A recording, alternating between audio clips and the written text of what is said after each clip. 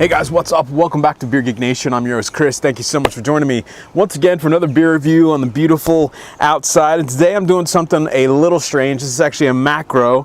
This is Stella Artois, a 5% alcohol by volume European pale lager. It is actually brewed in Belgium. It does come in a green bottle. This is actually a 22-ounce bottle. I saw this. It was $3.99 at the grocery store. So I'm like, hey, what the hell? Why not? So it is an InBev company, Anheuser-Busch. It is considered a fancy beer by a lot of people who don't know a whole lot about beer. So I've never had this one. Let me give it a shot, get in a glass, let you guys know how it smells, tastes, give you the final verdict. Why not? On Stella Artois.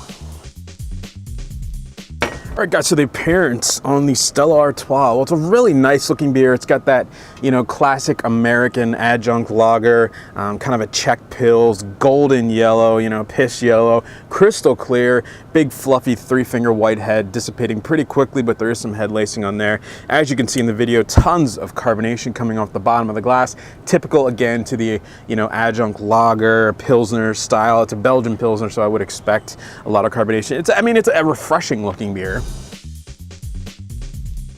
All right, guys, the aroma on the Stella Artois. Yeah, definitely a lot of skunking going on. It is a green bottle. I would expect that. This was sitting in a cooler at the store, so there wasn't sunlight directly hitting it. I'm getting a little bit of a malty sweetness, like a Pilsner sweetness.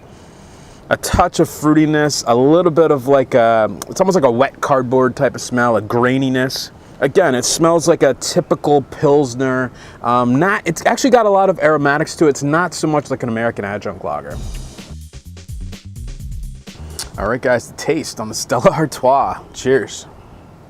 Right at the front of the tongue, there's a nice bitterness. It's got to be like a hot bitterness. A slight kind of lemony, very, very, very, very slight kind of citrus character. Middle of the mouth, there is a little bit of a bready mouthfeel to it. A nice kind of a fruity sweetness. I'm definitely getting a lot of graininess. Aftertaste, it's very highly carbonated, almost to the point of being like a champagne. So I'm getting that dry finish. Aftertaste, more of kind of a sweet, kind of grainy, Pilsnery malt character in there. It's got a decent amount of flavor to it. You don't taste a lot of the skunking in the actual taste. There's a slight hop bitterness to it. It's a clean, refreshing, easy to drink beer, perfect for this weather. I mean, it's a really, really well-crafted European pale lager. All right, guys, so the final verdict on the Stella Artois, of course, available year-round, 5% alcohol by volume. Guys, I'm going to give this one a C-.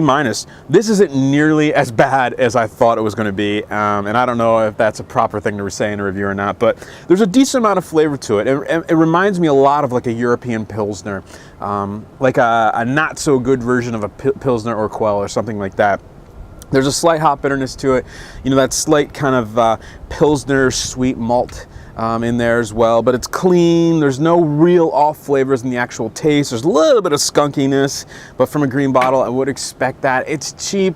If it's got nothing else, if you got nothing else to drink on a picnic or something, and somebody bought this, it's not a bad choice. It's not great. If you haven't had it, give it a shot. Let me know what you think. It's definitely better than a lot of the American adjunct lagers. So with that said, guys, getting a C- from me. And remember, folks, life is too short. Drink amazing beers. Cheers.